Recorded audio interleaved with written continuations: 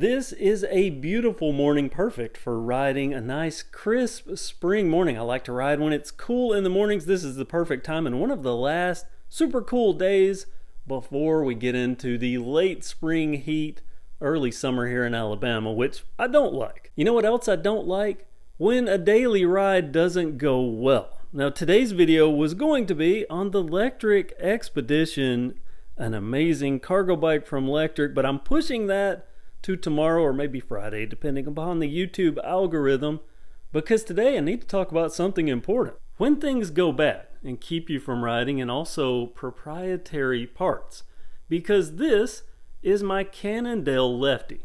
This is a Cannondale Rush 3000. I have videos on this bike. I'll link the main one down in the description. This is the Rush 3000 in raw. Very limited availability for this particular color on this particular bike, and raw because this is raw aluminum that's clear coated over, and it is super cool.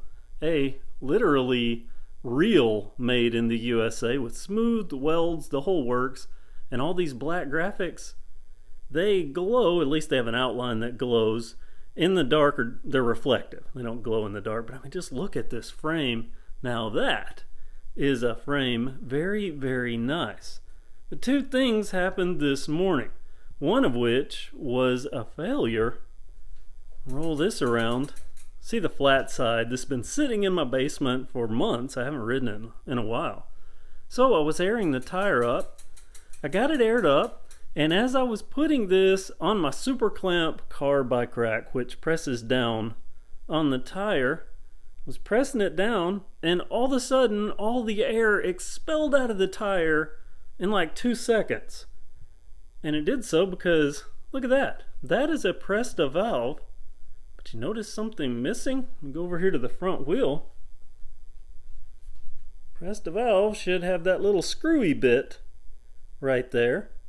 And this one doesn't, because it literally blew off the bike totally random. I mean, I was just putting a super clamp down on it, and all of a sudden air rushes, and I notice there's nothing. I reached and there's nothing there. So wow, is that fate? Is that the fates or something else telling me not to ride today? Because not only did this happen, oh boy, I had to calm down. I'm not gonna mislabel it here. I was so upset. This all happened about 45 minutes ago, and I had to take a break before I made the video because I was going to be very negative. Let me set the stage here, because the last time I rode this bike, which was months ago, there was a guy with, I believe it was a stump jumper, a specialized stump jumper, and I'm not exactly sure of the model, but it did look a lot like this one, except the color was different.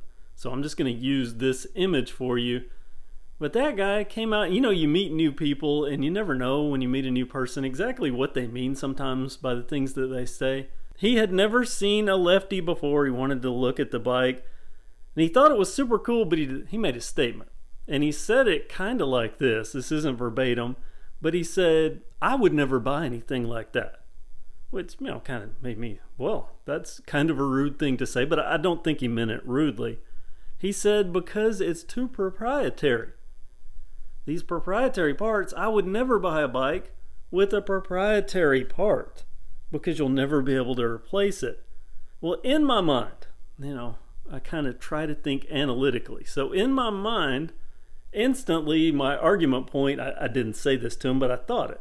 Had it have been a debate, my argument point would have been that every bike is proprietary because of the frame.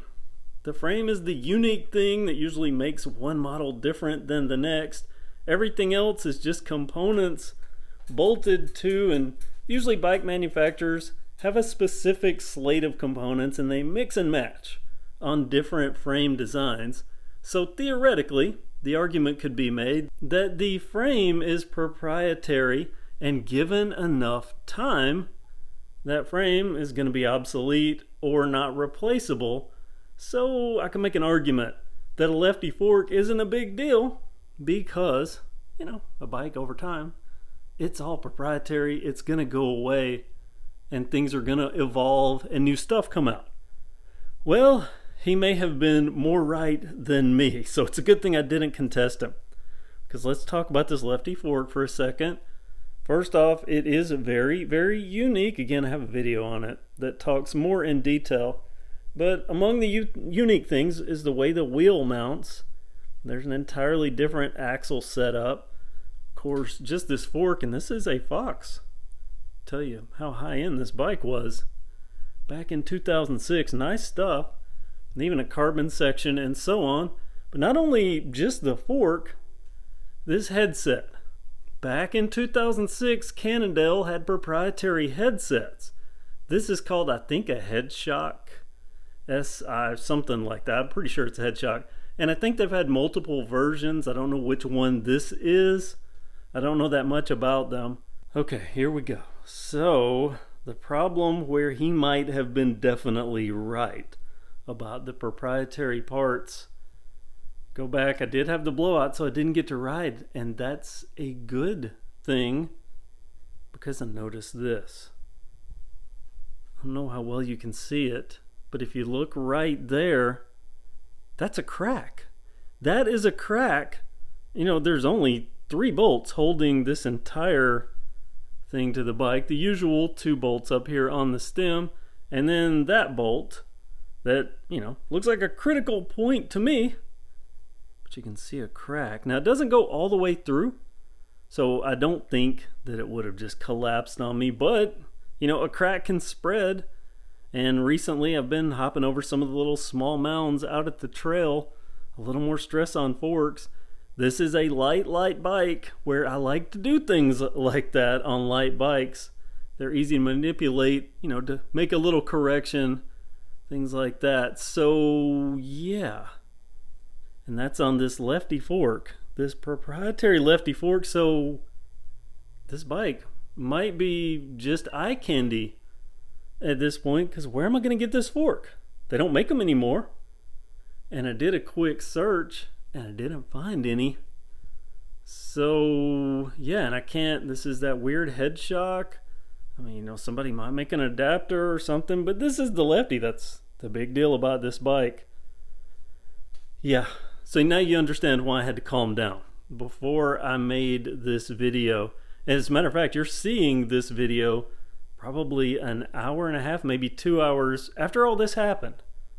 So fresh video, and proprietary parts gone wrong that pretty much totally ruin a bike that I really like. Can you see just the coolness? That says reflectively made in the USA when this would glow in light. I might try to edit a clip in here, see if I can get it to glow to show you just how cool some of this stuff is. Let me just look at the manufacturing.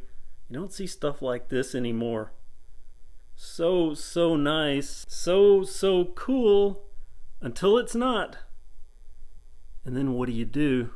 So yeah, I don't like to be wrong, but I will admit when someone else is right, and man, that guy might have nailed it.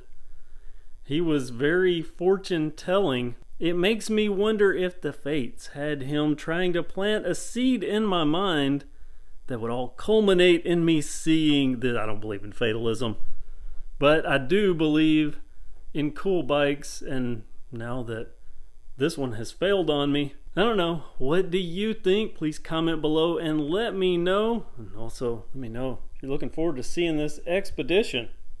Get this video out and then get to that electric trike. Cool stuff. Spring, lots of bikes. A lot going on. Just unfortunately, this spring it's not going to be going on this thing. Thanks for watching. Have a great day.